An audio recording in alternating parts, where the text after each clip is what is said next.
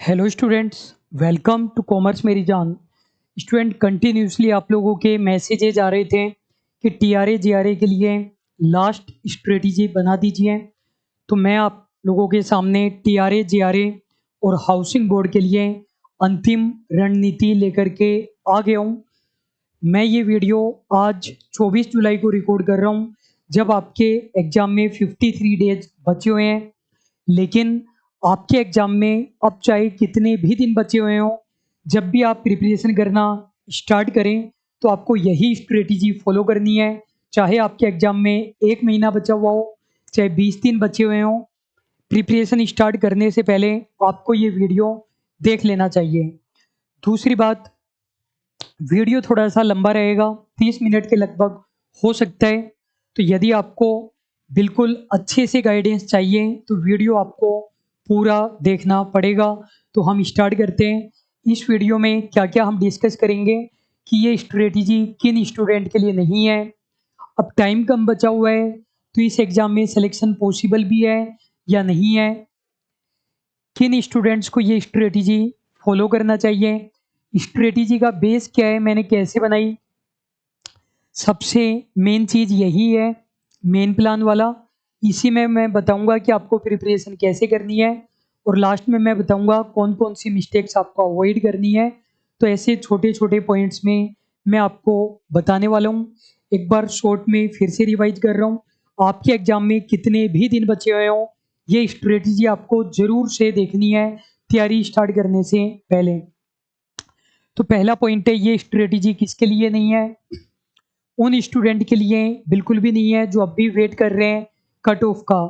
Actual में ये vacancy है ही नहीं उन स्टूडेंट के लिए जो कट ऑफ का वेट कर रहे हैं। केवल उनके लिए है जिन्होंने अपनी प्रिपरेशन स्टार्ट कर दी है। गवर्नमेंट ने गलत किया सही किया, इन चीज़ों पर डिस्कस करने का कोई मतलब नहीं है। अगली बात कि सिलेक्शन पॉसिबल भी है या नहीं है, इतना कम टाइम बचा हुआ है। तो स्टूडेंट, सबसे पहली बात तो इस टाइम बहुत सारी वैकेंसीज है, उसमें सबसे आसान है सिलेक्शन लेना इस वैकेंसी में, और उसके बाद आसान है ईएमआरएस अकाउंटेंट में। अगर कोई स्टूडेंट इन दो वैकेंसी को मिस कर रहे हैं, मतलब सीईटी हो गया फिर भी टीआरए या हाउसिंग बोर्ड का एग्जाम नहीं दे रहे हैं, या फिर ईएमआरएस अकाउंटेंट की प्रिपरेशन नहीं कर रहे हैं, तो वो उसके जीवन की सबसे बड़ी गलती है। खैर, हम यहाँ पर केवल टीआरए की बात कर रहे हैं। कुछ स्टूडेंट के मेरे पास मैसेजेज वगैरह आते हैं, फिर मुझे उनको कॉल भी करना पड़ता है। ऐसे ऐसे बच्चे हैं जो ये कहते हैं कि सर सीईटी में मेरे 210 आ रहे हैं, लेकिन प्रिपरेशन जेवीवीएनएल की कर रहा हूँ। मैं पूछता हूँ कि ऐसा क्यों, तो स्टूडेंट बोलते हैं सर टीआरए का सिलेबस तो बहुत बड़ा है, जेवीवीएनएल का छोटा है, इसलिए जेवीवीएनएल की कर रहा हूँ। तो इससे बड़ी बेवकूफ़ी नहीं हो सकती है। मैं अगर बेवकूफ़ी वर्ड काम में ले रहा हूँ, पॉजिटिव अर्थों में लेना इसको। देखिए, कंपटीशन एग्जाम पार करने के लिए हमें ये नहीं चाहिए कि पूरा सिलेबस करना पड़े, या फिर हमारे अच्छे मार्क्स आने चाहिए, 80% बनने चाहिए, 90% बनना चाहिए। सीधा सा कॉन्सेप्ट है, बाकी बच्चों से अच्छा पेपर होना चाहिए। अगर अदर स्टूडेंट के 40% मार्क्स आ रहे हैं, हमारे आ जाओ 41%, हमारा सिलेक्शन हो जाएगा। जबकि किसी अदर वैकेंसी में हो सकता है कि हमारे 80% मार्क्स आने पर भी सिलेक्शन नहीं हो पाया, क्योंकि अदर स्टूडेंट के 81% आ गए। ठीक है। दूसरी बात, इस वैकेंसी में सबसे कम कंपटीशन है। देखो, 80,000 तो केवल एलिजिबल ही होंगे, जबकि कंपटीशन में मान करके चलता हूँ मैक्सिमम से मैक्सिमम 25-30 हजार स्टूडेंट में है। 30,000 स्टूडेंट ले लो, 30,000 में से 5,000 स्टूडेंट का सिलेक्शन होगा ही होगा, कोई नहीं रोक सकता। 6 में से एक बच्चे का सिलेक्शन होगा। और ये जो 6 में से 5 बच्चे फेल हो रहे हैं, ये कौन होंगे? ये वो बच्चे होंगे जो डायरेक्ट उठ करके एग्जाम दे करके आ रहे हैं, जो अब भी नहीं जाग रहे हैं, अब भी कट ऑफ वगैरह का वेट कर रहे हैं, अब भी तैयारी नहीं करना चाहते हैं, अब भी किस्मत के भरोसे हैं वो। और ये सीधी सी बातें, जो बच्चे पहले से तैयारी कर रहे हैं उनके चांसेस ज़्यादा हैं, और आप तैयारी करना स्टार्ट कर रहे हो तो उन बच्चों के बजाय चांसेज कम है। लेकिन अभी भी 5,000 सीट नहीं खा पाए हैं वो बच्चे जो पहले से तैयारी कर रहे हैं। आपके लिए सीट बची हुई है। स्टूडेंट, आपको खुद पर विश्वास करना पड़ेगा। तभी आपका सिलेक्शन होगा। मैं आपको पर्सनली गारंटी दे रहा हूँ। ये जो बचे हुए हमारे पास डेज है, इनमें भी यदि आप पढ़ाई करोगे आपका सिलेक्शन हो जाएगा। सीटी आपका क्लियर होना चाहिए। पूरे जी जान से एक भी दिन खराब किए हुए आप लगेंगे, 100% सिलेक्शन हो जाएगा। टीआरए से आसान एग्जाम आज तक न तो कॉमर्स कंपटीशन के इतिहास में हुआ है ना होगा। इस फेज पर मैंने क्या बताया, ये दोनों वैकेंसी में सिलेक्शन लेना बहुत आसान है। दोनों का विशेष ध्यान रखें। हमें कोई 80% नहीं लाने हैं, पूरा सिलेबस करने की भी ज़रूरत नहीं है। हमें बस बाकी बच्चों से ज़्यादा नंबर लाने हैं। कंपटीशन बहुत आसान है, 6 में से 1 बच्चे का सिलेक्शन होगा। खुद पर विश्वास रखिए और मेरी इस बात पर ट्रस्ट कीजिए। अगर सीईटी हो गया और अब आप एक भी दिन खराब नहीं कर रहे हैं, आपका कंफर्म सिलेक्शन हो जाएगा। अगली बात, इस स्ट्रेटेजी को किसे फॉलो करना चाहिए। जो पॉइंट बता चुका हूँ वो रिपीट नहीं कर रहा हूँ। किसे फॉलो करना चाहिए, तो देखिए मैंने पहले भी एक स्ट्रेटेजी बनाई थी, वो 3 मंथ की स्ट्रेटेजी बनाई थी। तो यदि आपने वो वीडियो देखा था और आप उस स्ट्रेटेजी को फॉलो कर रहे हैं, तो ये नहीं है कि ये नई स्ट्रेटेजी आ गई पुरानी वाली के काटा मार दो, इस स्ट्रेटेजी को अपनाने लग जाओ। ऐसा नहीं करना है। यदि आप उस पुरानी वाली स्ट्रेटेजी को फॉलो कर रहे थे, उसी को कंटिन्यू कीजिए। इस स्ट्रेटेजी को फॉलो मत कीजिए। अगर आपको कोई 1-2 एक्स्ट्रा पॉइंट, एक्स्ट्रा टिप्स पता चलती है, तो वो उसी स्ट्रेटेजी के साथ इंक्लूड कर लीजिए। लेकिन ये नहीं करना उस स्ट्रेटेजी के काटा मार के इसको फॉलो करने लग जाएं और आपने वो वीडियो नहीं देखा था तो अब नहीं देखना है 3 मंथ वाला, फिर इसी को फॉलो करना है। अगली बात, स्ट्रेटेजी का बेसिस क्या है। तो बहुत सारे टीचर ऐसे करते हैं कि यूट्यूब पर पहले सर्च करते हैं कि अदर टीचर ने क्या स्ट्रेटेजी बताई है, उसी के अकॉर्डिंग वो अपना स्ट्रेटेजी वीडियो बना देते हैं। स्टूडेंट, मैं ऐसा कभी भी नहीं करता हूँ। मेरे सारे पॉइंट्स आपको अलग मिलेंगे दूसरे टीचर से। जो ये स्ट्रेटेजी है, इसका बेसिस क्या है, 2 चीज़ें हैं। पहली बात तो मेरा खुद का एक्सपीरियंस, मैंने बहुत सारे एग्ज़ाम दिए हैं, ये वो है जिनमें मैं सेलेक्ट हुआ हूँ। लेकिन बहुत सारे एग्ज़ाम जिनमें मैं डीवी तक पहुँचा, बिहार, पंजाब, यूपी, हरियाणा, राजस्थान, बहुत सारे मैंने एग्ज़ाम दिए। तो उनके बेसिस पर जो मेरा एक्सपीरियंस है, उसके बेसिस पर स्ट्रेटेजी बनाई है। दूसरे, हमने बहुत सारे सिलेक्शंस दिए हैं। एक-एक बच्चे से मेरी व्हाट्सएप पर बात होती रहती है, एक-एक बच्चे का मेरे पास नंबर सेव है। उन बच्चों के साथ हमने इंटरव्यू भी कंडक्ट किए हैं। तो उन बच्चों का सिलेक्शन कैसे हुआ, उसके बेसिस पर हमने स्ट्रेटेजी बनाई है। ये बहुत सारे स्टूडेंट्स, इनके साथ हमने बातचीत की कि आपका सिलेक्शन कैसे हुआ, कितने मन तैयारी की, नोट्स कैसे निकाले। उन सब के बेसिस पर मेरा खुद का एक्सपीरियंस और इन सेलेक्टेड स्टूडेंट का एक्सपीरियंस, इस बेसिस पर अब हमारा स्टार्ट हो रहा है। यही है मेन स्ट्रेटेजी, यही है मेन पेज। तो देखिए 2 चीज़ें हैं, थोड़ा मैं छोटा-छोटा लिखूँगा, कॉम्प्रोमाइज़ आपको करना पड़ेगा। ध्यान से आप देख लीजिए। आजकल यूट्यूब पर ज़ूम करने का भी ऑप्शन आता है, ज़ूम भी आप कर सकते हो। तो स्टूडेंट 2 चीज़ें हैं हमारे पास। ये मैंने पॉइंट्स बना रखे हैं रजिस्टर में लिख करके, काफ़ी मेहनत से मैंने बनाया है, 1 घंटा लगा करके। इसी के बेसिस पर मैं बता रहा हूँ, कोई पॉइंट छूटे नहीं मुझसे। 2 चीज़ें हैं, एक है प्रैक्टिस, एक है कॉन्सेप्ट। प्रैक्टिस का मतलब मैं मान करके चल रहा हूँ मॉक टेस्ट, और जो टॉपिक वाइज टेस्ट होते हैं वो मैं कॉन्सेप्ट के अंदर ही ले रहा हूँ। कॉन्सेप्ट के अंदर कॉन्सेप्ट्स भी आ गए और टॉपिक वाइज टेस्ट भी आ गए। जो असली प्रैक्टिस हो पाती है वो मॉक टेस्ट से ही हो पाती है। टॉपिक वाइज टेस्ट आप इसलिए देते हो जिससे आपका कॉन्सेप्ट क्लियर हो पाए। तो दोनों के बारे में आप मेरी बातें बिल्कुल ध्यान से सुन लेना। सबसे पहली बात तो स्टूडेंट ये मान करके चलते हैं कि पहले कोर्स कंप्लीट कर लेते हैं, फिर मॉक टेस्ट लगाएंगे। मॉक टेस्ट लगाना है या नहीं लगाना आपकी मर्जी है, लेकिन मेरा एक डायलॉग आप याद रखना, यदि आपने अभी मॉक टेस्ट नहीं लगाए तो आप कभी भी मॉक टेस्ट नहीं लगा पाओगे। या तो मॉक टेस्ट आपको अभी लगाने पड़ेंगे, अभी नहीं लगा पाए तो कभी नहीं लगा पाओगे। तो यदि आपने डिसीजन लिया है कि अभी मॉक टेस्ट नहीं लगाने हैं, तो आप डिसीजन ले रहे हो कि मॉक टेस्ट कभी भी नहीं लगा पाएंगे। अगली बात, मॉक टेस्ट का पर्पज केवल ये नहीं होना चाहिए कि हमें आता है नहीं आता, नॉलेज चेक करना नहीं होना चाहिए, बल्कि नॉलेज बढ़ाना भी होना चाहिए। तो मॉक टेस्ट के साथ साथ आपको कॉन्सेप्ट्स भी क्लियर करते जाना है। कहने का मतलब ये नहीं है कि आपने मॉक टेस्ट में टिक लगाए, देख लिया कितने मार्क्स बने, ऐसा नहीं है। मॉक टेस्ट में जो आपको क्वेश्चन मिल रहे हैं, एक टेस्ट के अंदर 150 क्वेश्चन, मॉक टेस्ट का मतलब डिक्टो वैसा जैसा वहां पर आएगा। एक सब्जेक्ट के 25 क्वेश्चन, तो एक पेपर में 150 क्वेश्चन, तो एक एक MCQ से आपको कॉन्सेप्ट सीखने हैं। इसीलिए हम लोग जो मॉक टेस्ट लाते हैं वो विद वीडियो सॉल्यूशन लाते हैं। पर्पज ये नहीं होता है कि आपकी नॉलेज चेक करना, बल्कि आपकी नॉलेज बढ़ाना। 150 MCQ से 600 कॉन्सेप्ट तैयार होने चाहिए। 4 ऑप्शन को मैं 4 टॉपिक मान करके चलता हूँ। और अगली बात जो है, मॉक टेस्ट है वो आपको टाइमली देते रहना चाहिए। जैसे जैसे टीचर आपको प्रोवाइड करा रहे हैं कि वीक में 2 मॉक टेस्ट हो रहे हैं, वीकली देते जाना चाहिए। इकट्ठा करोगे तो स्टूडेंट रह जाएंगे, इकट्ठा आपने कर लिया तो नहीं हो पाएगा। तो पहली चीज़ तो मैंने आपको क्या बताया, पहली चीज़ मैंने आपको ये बता दी है कि मॉक टेस्ट आपको ज़रूर से लगाने हैं और अभी लगाने हैं। ये मेरी एडवाइस है, बाकी आप खुद समझदार हैं। अब हम कॉन्सेप्ट की बात करते हैं। इसमें कॉन्सेप्ट भी आ रहे हैं, टॉपिक वाइज टेस्ट भी आ रहे हैं। स्टूडेंट कॉन्सेप्ट्स को मैं बहुत ज़्यादा इम्पोर्टेंस देता हूँ।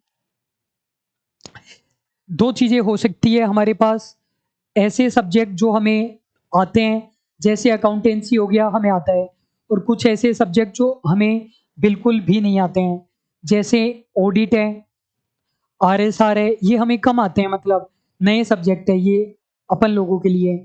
अकाउंटेंसी 11th क्लास से पढ़ते आ रहे हैं। बिजनेस स्टडी और इको, कुछ बच्चे क्या करते हैं, अकाउंटेंसी पढ़ते जाते हैं, पढ़ते जाते हैं। याद रखना, ईच सब्जेक्ट से 25 क्वेश्चन ही आएंगे।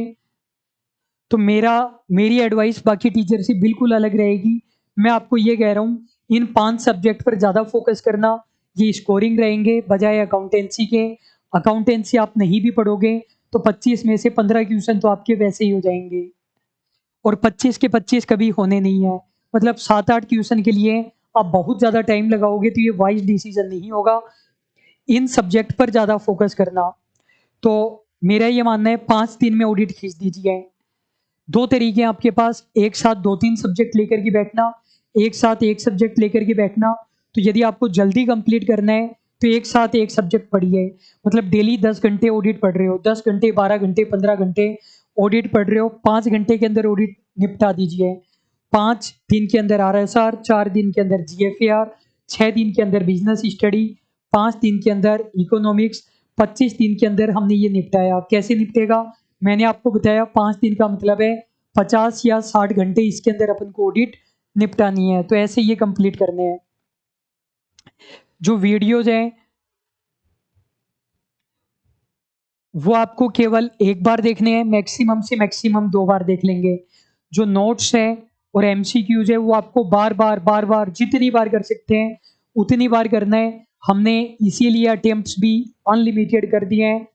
फिर से बोलता हूँ, वीडियोज मैक्सिमम 2 बार, 2 से ज़्यादा बार देख रहे हो तो आप अपने पैरों पर कुल्हाड़ी मार रहे हो। वीडियोज केवल 1 या 2 बार, नोट्स बार बार करने हैं। अगली इंपॉर्टेंट एडवाइस है, एक वीडियो देखोगे वहां तक के नोट्स की रीडिंग लगाओगे। ऐसा नहीं करना है कि 50 वीडियो एक साथ देख लिए फिर नोट्स की रीडिंग लगा रहे हो। एक वीडियो और उसकी रीडिंग यही करना है, एक साथ वीडियोज नहीं देखने हैं। अगली बात, नोट्स का हार्ड कॉपी प्रिंट करा लोगे बहुत बढ़िया रहोगे। नोट्स को डाउनलोड करो, फोटोकॉपियर के पास जाओ, शेयर करो, व्हाट्सअप करो, उसको प्रिंट निकलवा लो, फायदे में रहोगे। ऑडिट की मैंने हार्ड कॉपी बुक बना दी है, 350 रुपये में आपके घर पर स्पीड पोस्ट से पहुंच जाएगी। बहुत सारे पॉइंट बताऊंगा स्टूडेंट, कोई पॉइंट छूटना नहीं चाहिए। अगली बात देखो, जो कोर्स बनाए जाते हैं वो बिल्कुल डेप्थ में बनाया जाता है। अब आपको क्या करना है कि आपने वीडियोज वगैरह देखे, जितना समझ में आ रहा है। मान लीजिए कि आपने क्लासेज देखना स्टार्ट किया कॉन्सेप्ट के पर्पज से, सब कुछ समझ में नहीं आ रहा, आपको तो 90% समझ में आ रहा है, 10% समझ में नहीं आ रहा, तो रुकना नहीं है। बच्चे क्या करते हैं कि कोई टॉपिक समझ में नहीं आया वहीं पर स्पीड ब्रेकर लगा देते हैं। जब तक ये नहीं समझ में आएगा आगे का कैसे पढ़ूं, समझ में आए नहीं आए आगे आपको बढ़ते रहना पड़ेगा। जितना समझ में आए उतना बढ़िया। 90% आ रहे हैं समझ में, 80, 70, 60 तो आना ही चाहिए। जितना समझ में आ जाए उतना बढ़िया। ये अपन कॉन्सेप्चुअल वीडियोज की बात कर रहे हैं। 60% समझ में आया कोई बात नहीं, MCQs करो। पता चल गया आपको कि जो 40% समझ में नहीं आया वो कितना काम का मैटर है। MCQs दे रखे हैं तो काम का MCQs नहीं है, तो जो समझ में नहीं आया वो काम का ही नहीं है। तो MCQs के टाइम समझ में आ जाएगा, MCQs में नहीं आया मॉक टेस्ट में समझ में आ जाएगा, मॉक टेस्ट में नहीं आया वीडियो सॉल्यूशन से समझ में आ जाएगा, उससे भी नहीं आया तो 90% तो समझ में आ ही जाएगा, 10% रह गया, टेंशन नहीं लेनी है। इंपॉर्टेंट बात मैंने बताई, जितना समझ में आ जाए उतना बढ़िया, रुकेंगे नहीं। कुछ बच्चे क्या है, जैसे नॉन कॉमर्स वाले बच्चे हैं, अब वो ये उम्मीद करते हैं कि हमें कॉमर्स वाला मैटर 1 महीने में समझ में आना चाहिए, आखिर में 100% समझ में आना चाहिए, तब तो हम मानेंगे तुम टीचर हो, वरना हम तुम्हें टीचर ही नहीं मानते।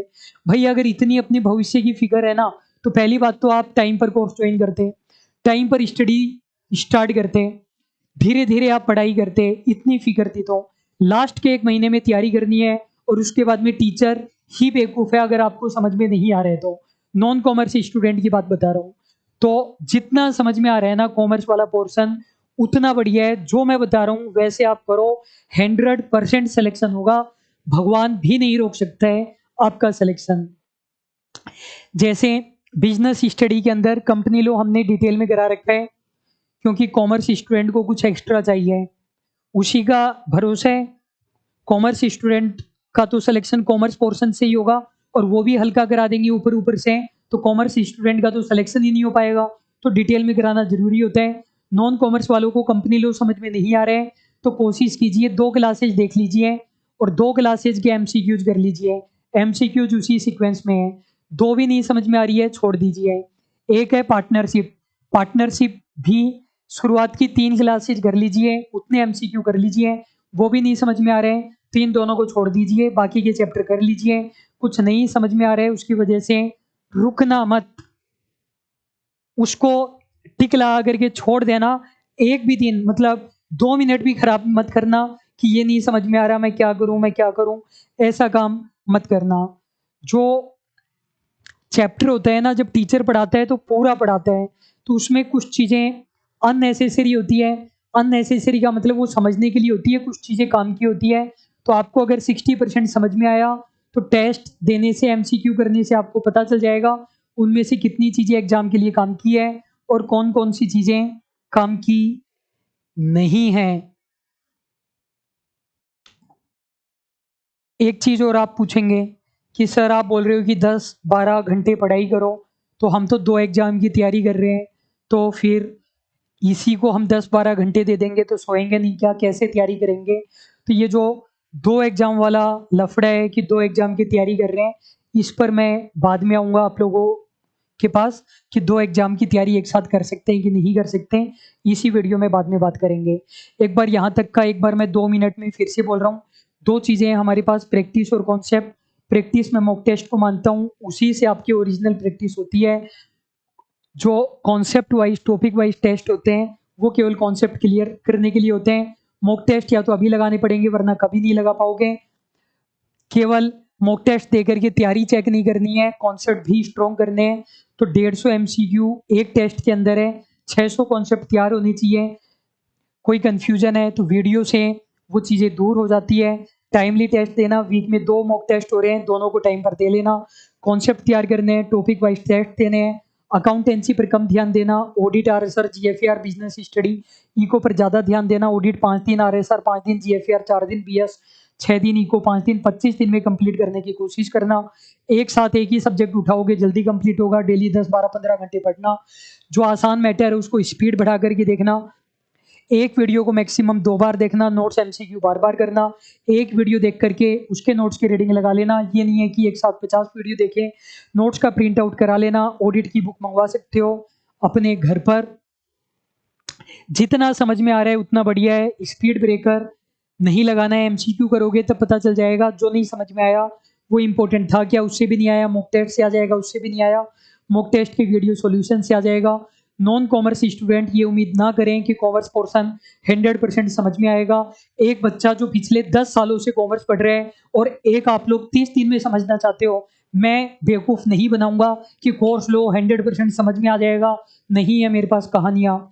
तो जो समझ में नहीं आ रहा है उसको छोड़ो, जो समझ में आ रहा है उस पर फोकस करो। कंपनी लो की स्टार्टिंग की 2 क्लास देख लेना, बाकी का छोड़ देना। पार्टनरशिप की भी 3 देख लेना। कुछ चीज़ें होती है जो एग्जाम पॉइंट ऑफ व्यू से काम की होती है, कुछ नहीं होती है। 2 एग्जाम वाले मैटर पर मैं बाद में आऊँगा। स्टूडेंट उससे पहले कुछ बताता हूँ। जैसे ये हमारे बिजनेस स्टडी के नोट्स है। जो लाइन मेन है ना, जो याद करना है, उसको मैंने रेड में भी कर रखा है। टू द पॉइंट्स नोट्स है, बड़े बड़े पैराग्राफ नहीं है। इंग्लिश के नीचे बिल्कुल एग्जैक्ट हिंदी की लाइन लिखी हुई है।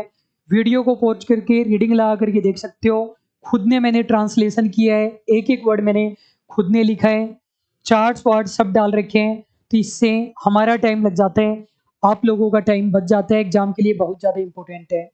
ऑडिट की ये सैम्पल बुक है, वीडियो को पॉज करके इंडेक्स में देख सकती हो क्या क्या चीज़ें हैं, और शॉर्ट फॉर्म के क्वेश्चन आएंगे, और बिल्कुल टू द पॉइंट लिखा हुआ है इंग्लिश की लाइन के नीचे हिंदी की लाइन, डायरेक्टली आपको समझ में आएगा। बड़ी बड़ी कहानियां नहीं है, सारा जहर मैंने खुद ने पी लिया है, सारा टाइम मैंने खुद ने कंज्यूम किया है, आपसे डायरेक्टली होता जाएगा।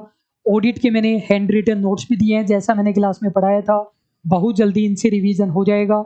जो लोग बुक्स ले रहे हैं उसके साथ में हम हैंड रिटन नोट्स भी दे रहे हैं। तो मेन प्लान में ये सारी चीज़ें मैंने एक साथ ही बता दी। क्या मिस्टेक्स नहीं करनी है ये मैं बता रहा हूँ।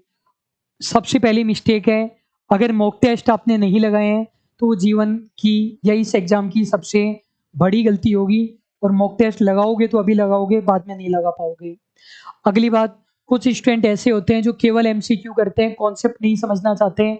बहुत बड़ी गलती होगी, कॉन्सेप्ट समझने बहुत ज़्यादा ज़रूरी है। कुछ बच्चे ऐसे हैं जो केवल टॉपिक वाइज टेस्ट देते हैं, मॉक टेस्ट नहीं देंगे, बता चुका हूँ पॉइंट। कुछ बच्चे ऐसे हैं जो केवल कॉन्सेप्ट समझते हैं, टेस्ट नहीं दे रहे हैं, ये भी गलत है। यदि केवल एमसीक्यू कर रहे हो तो भी गलत है, केवल कॉन्सेप्ट कर रहे हो तो भी गलत है। कॉन्सेप्ट एमसीक्यू दोनों करने पड़ेंगे। प्रिंट निकालना बहुत ज़्यादा ज़रूरी है। कुछ बच्चे लालच कर जाते हैं, 1000-500 रुपये बचाने के लिए प्रिंट नहीं निकालते। प्रिंट निकालना पड़ेगा। यदि आप एग्जाम से 10 दिन पहले रिवाइज नहीं कर पाते हो तो डिटेल में पढ़ने का कोई फ़ायदा नहीं है। चाहे कितना भी अच्छा कोर्स हो, कितना भी डिटेल में पढ़ा हो, एग्जाम से पहले 10 दिन पहले रिवाइज नहीं कर पा रहे हो, कोई फ़ायदा नहीं है। दूसरी बात, कॉन्सेप्ट्स केवल एक ही टीचर से पढ़ें। टेस्ट कितने भी टीचर के लगा सकते हो अगर आपके पास टाइम है तो, वैसे टाइम बचेगा नहीं। कॉन्सेप्चुअल कोर्स में 150 टेस्ट है, एक टेस्ट में उन्होंने एवरेज 40 एमसीक्यू है, 6000 एमसीक्यू हो गए। और मॉक टेस्ट की बात करें तो 12 मॉक टेस्ट 150 एमसीक्यू के हिसाब से 1800 एमसीक्यू ये हो गए। बिल्कुल शानदार वाले लेवल के मॉक टेस्ट हम आज ही लॉन्च कर रहे हैं। जब आप ये वीडियो देख रहे होंगे मॉक टेस्ट भी लॉन्च हो चुके होंगे। तो टेस्ट सीरीज आप कितनी भी लगा सकते हो, कॉन्सेप्ट एक ही टीचर की पढ़ने चाहिए, वरना सब कुछ आपका बिगड़ जाएगा। मॉक टेस्ट जरूर लगा लेना। ओनली एमसीक्यू से काम नहीं चलेगा, ओनली कॉन्सेप्ट से भी नहीं चलेगा, दोनों करने पड़ेंगे। ओनली टॉपिक वाइज से नहीं चलेगा, प्रिंट निकालने हैं, एक ही टीचर की कॉन्सेप्ट फॉलो करना। टेस्ट सीरीज कितनी भी लगा सकते हो लेकिन टाइम मिलेगा नहीं। कॉन्सेप्चुअल कोर्स में 150 टेस्ट है। कुछ बच्चे बोलेंगे सर 150 तो दे ही नहीं पाएंगे। अरे जितने दे सकते हो उतने दो। ये थोड़ी है कि टाइम कम बचा है तो खराब कोर्स ले लोगे, आधा अधूरा कोर्स ले लोगे। होना तो पूरा चाहिए कम से कम। और 1800 एमसीक्यू ये हो गए बेहतरीन क्वालिटी वाले। एक सेकंड में चेक कर लेता हूँ कोई पॉइंट छूटा क्या। अगली बात है स्टूडेंट, आपको है ना रुकना नहीं है, कंटिन्यूसली चलते जाना, चाहे कुछ भी हो जाए। मतलब कोशिश करना, किसी प्रकार से आपको डिसअपॉइंट नहीं होना है, डिमोटिवेट नहीं होना है। सोशल मीडिया वगैरह से दूर रहेंगे, फायदे में रहेंगे। टेलीग्राम के क्वेश्चन मत देखे करो, टेलीग्राम पर कोई भी क्वेश्चन डाल देगा, आप कंफ्यूज होगे, ये तो हमें नहीं आता, कॉन्फिडेंस डाउन करोगे। केवल अपनी स्टडी करते रहो। मैं तो कहता हूँ आप हमारा टेलीग्राम ग्रुप भी बंद कर दो कुछ दिनों के लिए, लीव मत करो लेकिन बंद कर दो, टेलीग्राम को अनइंस्टॉल कर दो। एक हमने स्पेशल चीज़ बनाई है, व्हाट्सएप पर एक ग्रुप बनाया है। उस व्हाट्सएप ग्रुप में कोई भी प्रमोशनल मैसेज नहीं आएगा, केवल काम की बातें आएगी। केवल ऑफर वाले दिन एक मैसेज जरूर आएगा कि ऑफर है, इसके अलावा कोई प्रमोशनल मैसेज कभी नहीं आएंगे, केवल काम की इन्फॉर्मेशन आएगी। तो आप यदि टेलीग्राम इसलिए नहीं छोड़ना चाहते कि कोई इंपॉर्टेंट इन्फॉर्मेशन आ गई तो मिस हो जाएगी, तो मैं टेलीग्राम पर लिंक दूंगा, व्हाट्सएप ग्रुप ज्वाइन करके टेलीग्राम को अनइंस्टॉल कर सकते हैं। और एक और चीज़ है, अब जैसे मान लीजिए आपके एग्जाम में 20 दिन बचे हुए हैं, तो कुछ बच्चों को लगता है 20 दिन के लिए क्या कोर्स लेंगे, 20 दिन के लिए क्या मॉक टेस्ट लेंगे। आप 20 दिन के लिए नहीं ले रहे हो, अपनी सिलेक्शन के लिए ले रहे हो। यदि आपको 50% कॉन्फिडेंस है सिलेक्शन हो सकता है तो आप ले लेना। और आपको लगता है कि सिलेक्शन तो वैसे भी नहीं होना, टाइम खराब करना है हमें, तो फिर मत लेना। आप ये सोचोगे कि 20 ही दिन की बात है, कोई 50 रुपए वाला मिल जाए, कोई 100 रुपए वाला मिल जाए, केवल आपका समय खराब होगा। तन मन धन से आपको लगना पड़ेगा। जिस चीज़ की ज़रूरत है, लाइब्रेरी की, टेबल की, कुर्सी की, मोबाइल की, ईयरफोन की, एसी की, कूलर की, कोर्स की, टेस्ट सीरीज की, बुक की, रजिस्टर की, वो सब ले लेना। अपना संपूर्ण संसाधन झोंक देना। और 1-2 पॉइंट और हैं। एक मैंने बताया 2 एग्ज़ाम वाली बात, तो आप मेरी बात ध्यान से सुनना। पहली बात तो पहला पॉइंट है मेरा, फॉर्म सारे भरने हैं, सारे के सारे। आप बोलेंगे सर जब सारे एग्ज़ाम देने ही नहीं है तो फॉर्म क्यों फिल करें? कई बार ऐसा होता है कि एग्ज़ाम डिले हो जाते हैं। एक एग्ज़ाम मान लीजिए 6 महीने डिले हो गया, फॉर्म आपने नहीं भरा तो गए ना लॉस में। फॉर्म सारे भर कर के रखो। चिंदीगिरी मत करना कि सर पैसे नहीं है फॉर्म भरने के, ये वो, फॉर्म सारे भरना। अगली बात, 2 या ज़्यादा एग्ज़ाम की तैयारी करना चाहते हैं, तो यदि नॉन टीआरए प्लस एक और एग्ज़ाम की तैयारी करना चाहते हैं तब तो कोई भी दिक्कत नहीं है। जैसे संगणक और जेवीवीएनएल की करना चाहते हैं, कोई दिक्कत नहीं है। संगणक का सिलेबस छोटा, जेवीवीएनएल का सिलेबस छोटा, दोनों का syllabus is equal to TRA. तो नॉन टीआरए प्लस एक और एग्ज़ाम आप पकड़ सकते हो, non TRA plus non TRA, उसमें कोई दिक्कत नहीं है। संगणक को 4 घंटे देना, 6-7 घंटे दूसरे के लिए निकालना। लेकिन टीआरए के साथ दूसरे एग्ज़ाम की तैयारी करना चाहते हो तो आप तभी कर सकते हो जब आपकी पहले से 50% तैयारी हो। तैयारी की भी अभी स्टार्ट करनी है। इतने दिन आप मजे से सो रहे थे कुंभकर्ण की नींद, और अभी जागना है। तैयारी की भी करेंगे, अदर एग्जाम की भी करेंगे, तो मेरे को नहीं लगता हो सकती है। तैयारी 50% कवर है, तो फिर साथ में एक और एग्जाम पकड़ सकते हो। तैयारी बिल्कुल भी नहीं है तो तैयारी पर लग जाइए। सबसे आसान है तैयारी का एग्जाम क्लियर करना, उसके बाद EMRS है। ये 2 एग्ज़ाम पर आपने ध्यान नहीं दिया, जीवन की सबसे बड़ी गलती रहेगी। तो स्टैंड मुझे लगता है मैंने सब कुछ बता दिया है। कोर्स अगर ज्वाइन करना चाहते हैं कॉन्सेप्चुअल वाला या मॉक टेस्ट वाला, तो हमारी ऐप कॉमर्स मेरी जान से कर सकते हो। वेबसाइट भी आ रही है 1-2 दिन में, किसी भी डिवाइस पर आप चला सकते हो। Laptop, smart TV, tablet, Android, iPhone, किसी भी डिवाइस पर चला सकते हो। बाइलिंगुअल है 100%। नोट्स वोट्स सब डाउनलोड करो, और इतनी शानदार हम आपकी प्रैक्टिस करा देंगे, कॉन्सेप्ट करा देंगे। लेकिन ये सब कुछ आपको फॉलो करना पड़ेगा। इवन अगर आपके एग्जाम में 10 दिन भी बचे हुए हैं तो भी अपना संपूर्ण झोंक दीजिए।